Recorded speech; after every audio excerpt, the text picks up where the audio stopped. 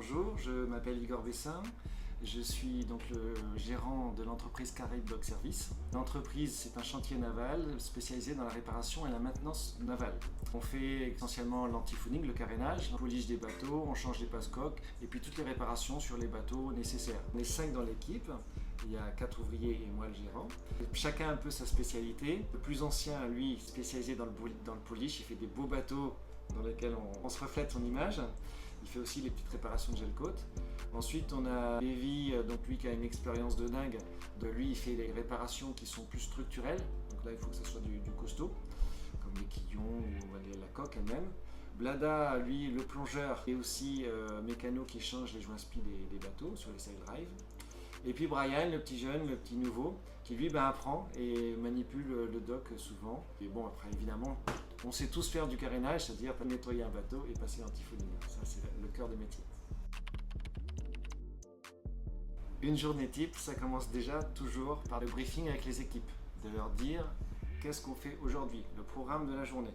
Ça, c'est essentiel. Ensuite, pendant que l'équipe s'occupe des bateaux, fait le travail de terrain, moi, souvent, je suis au bureau et je m'occupe de tout ce qui est achat des consommables, tout ce qui est administratif, la compta, les investissements, la vision un peu d'avenir, puis évidemment les devis et les factures. C'est essentiel pour faire entrer l'argent. Souvent, je fais aussi le 5e homme sur le terrain. Quand il manque une personne pour faire un remorquage, pour aller caler un bateau dans l'eau, pour tirer sur une corde, pour accueillir un bateau à quai, c'est moi qui le fais. Donc en fait, c'est un boulot à la fois de bureau et de terrain quand même principalement.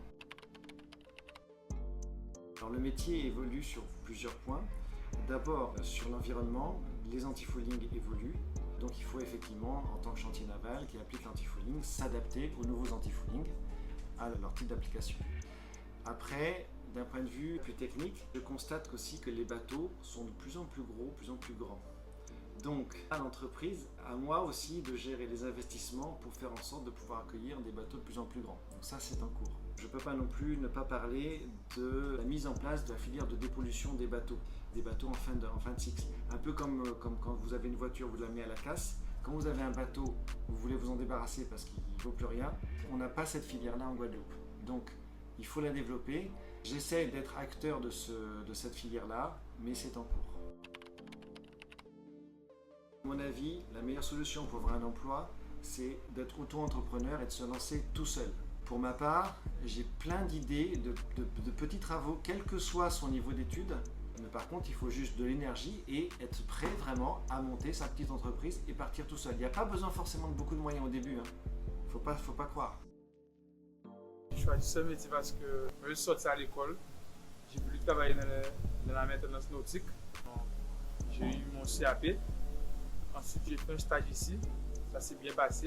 J'ai décidé de revenir ici, de demander du travail. Bon, mon patron m'a accepté. Ça s'est bien passé. Maintenant, je travaille ici. Le matin, le patron met le planning. Ensuite, avec les employés, on fait descendre le dock. On fait le bateau entrer. On fait monter. Ensuite, on va chercher le caoutchouc. On nettoie. On laisse sécher 1 heure, 2 heures de temps. Ensuite, on peint.